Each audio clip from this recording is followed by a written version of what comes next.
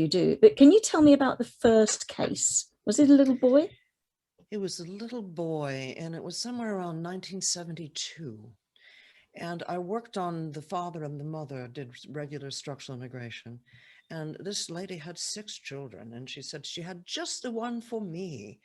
And I was wondering which one it was going to be, and she chose the 4-year-old. Now, 4 years old is a difficult age to work with if you're a structural person. They know how to say no, but you can't reason with them for the other yes part of it very well. They're below the age of reason. 5 is the age of reason. You can do things like bargain with them and bribe them and things successfully.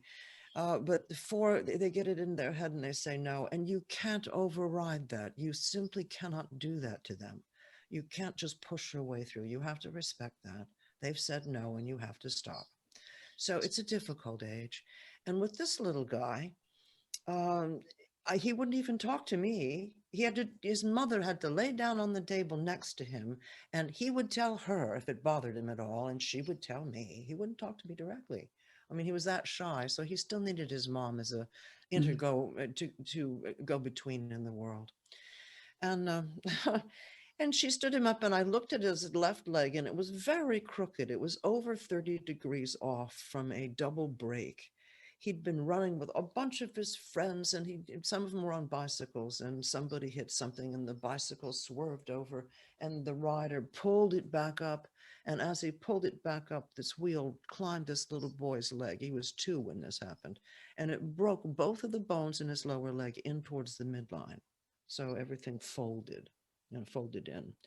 And his mom took him into the doctor, and I've asked people about this, and it was told to me that it's traditional in America in those days not to straighten out the bones of a child before you put the cast on.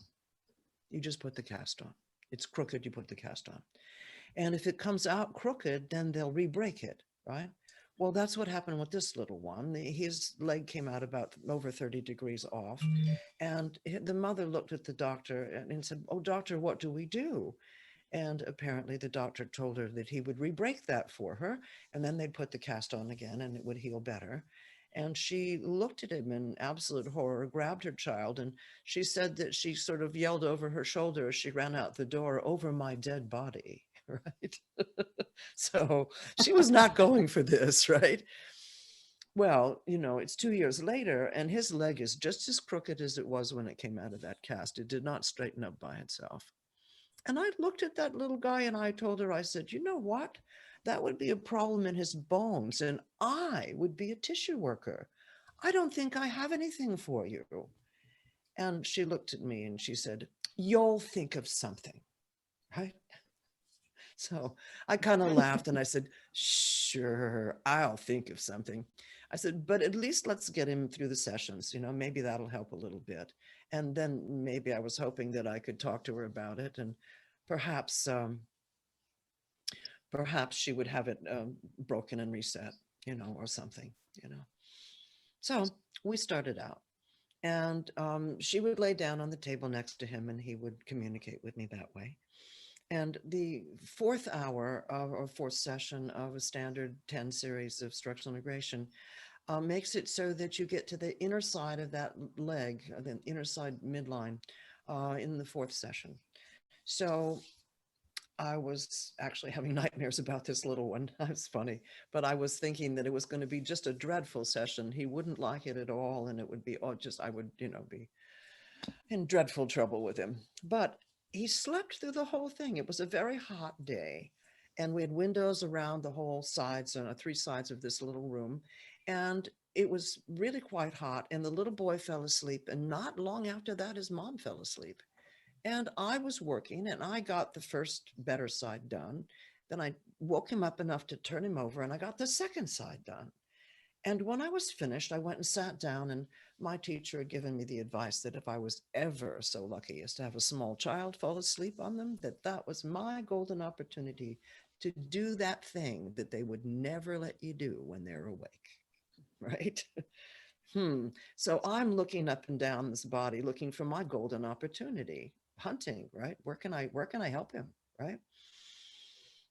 And I looked at that funny little leg, the one that had been broken, and I thought, you know what? It's straighter. I'd swear 2-3 degrees anyway, straighter than it was. I wonder if the fascia has to do with holding the angle of the bone, right? So I went over and I put one hand down on the high point and the other hand down on top of that. And I pushed in a little bit so I could feel what the bone felt like. And then I stayed very still.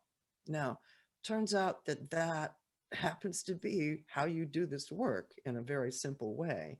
So I was lucky that I just happened to hit upon it. So I held really still, listening, which I never do in structural integration. You're always moving. So I held very still, quiet, to see if I could feel anything. And all of a sudden, it started to change under my hands. And structural integration, what we do is ride change like a surfboard, right? So I followed this change. It's just instinctive what I know how to do. So I did that. And that little leg went from 32, 33 degrees off true to maybe 2 or 3 degrees off true in 7 to 8 seconds. Well, gosh, I took my hands off the leg and I started to back up and sit down again. I'm going to need to think about this a little bit, right? And the actual literal truth is I did not make it to my bench. My legs gave out about halfway across the floor. I couldn't stand up. I was in shock, right? So I crawl up into my bench and I sit there and I look at this kid and the leg is straight, more or less. And then I looked and I thought, oh, I'm sleeping. That's it. I fell asleep. That's impossible. You can't do that. I'm sleeping. So I start like slapping myself and pinching myself. And I'll tell you, if I'd had a pin, I would have stuck it in me because I wasn't waking up. And that's not fair. This should be a dream for sure, right? And then I thought to myself, oh, well, I guess I'm awake. And then I thought, oh my God, I broke it. I must have, because it's straight. It can't go from crooked to straight like that. There's no way, right? So I went over and I took either side and I wiggled it like this, either side of that little funny joint thing in the middle where it was crooked. And it seemed intact. It didn't, like it wasn't slopping around. I thought, oh, well, it appears to be okay. I sat down and thought, when he stands on it, it's going to break. I've destabilized him. It's got to break. And then we're off to the hospital.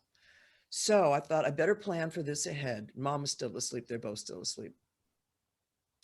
I got out my stuff and I put my car keys in my pocket. I was ready to go because I figured I'd be driving, right? Oh, gosh. So I woke her up, left him sleeping, and I talked to her for, a long time, 15, 20 minutes, talking with her about stuff. And, I got her a cup of water, you know what I mean? I wanted her really awake if this went down, that his leg was going to break, right? So finally, I said to her, let's wake up your son and see how he is, right? So, and I confess, I was kind of hovering over the table a little bit because I was so concerned about him.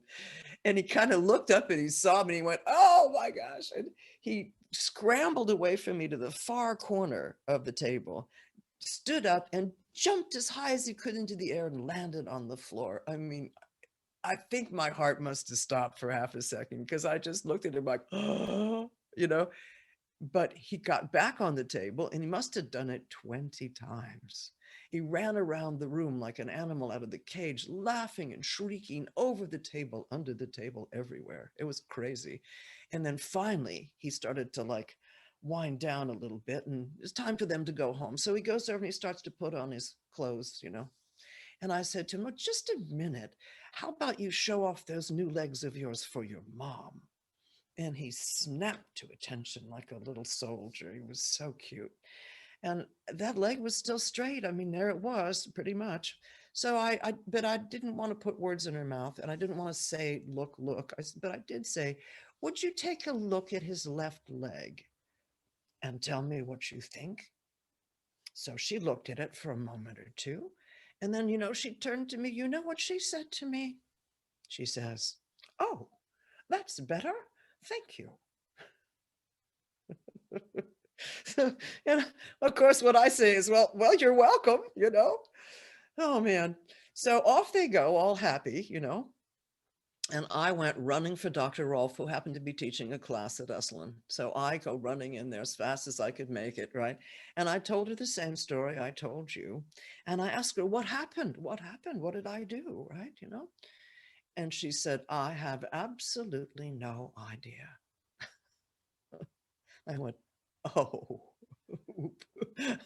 I was kind of counting on her to know something, right? You know? So then I started asking my friends, and I had a lot of medical friends because I was living with a doctor. So I started going up the medical tree and asking all these people, have you ever heard of anything like this? You know, what could have happened, right? And they all told me that no, you know, that's not, you know, maybe you're wrong, maybe you misremember it or something like that. And but I really hadn't. And then one told me that strange things happen with small children. Well, this is actually true in medicine. So I said, okay, well, maybe that'll never happen again. And I was going to write it off to strange things happen with small children. But I couldn't forget how it felt, you know, the change that went under my hands. I felt that and I couldn't forget it. And I began looking for problems. And I found one in an adult that was a broken finger. This section of the finger, from the knuckle back to the hand in here, had gotten caught in an Aikido gi. They have very voluminous clothing and pants that are full, and the top is really full. And so they threw somebody, and the finger got caught in the fabric as the fabric cinched up, and it took the finger over. So there was this broken, splintered, twisted finger. And they had done it when they were in their 20s. So it's not a childhood episode. And now they're in their 40s. So they're not even young anymore, right? You know, in terms of, you know, 20s, you know. So, and I grabbed a hold of this finger and put pressure into it and just held still. And when I took my hands off, the finger was straight. Everything was smoothed out. It was the proper length. He could flex it. It felt strong, and it was the right shape and everything. And it was as long as the other one again. And it happened in a few seconds as well. So I thought to myself, well, that's not childhood. Maybe what I found is something that people don't know about. So I began hunting for problems with bones. And I only got structural integration people because that's who comes in to see me. So it's a rare gift to me if I found somebody with something that I could work on. And I looked after this for the longest time, learning things about this. I wanted to be, before I brought it out to show anybody, I wanted to be sure that I could pretty much do it every time. And I also wanted to see if it was only me. I mean, you know, that's pretty crazy. I wouldn't think so. And when I did my first class in 2010, I'm happy to say it wasn't only me. Everybody in the class was able to generate the same change, which is very reassuring, let me tell you. So yeah, I'm not just the only one that is, you know, like seeing and doing these things, which is, you know, huge relief to me.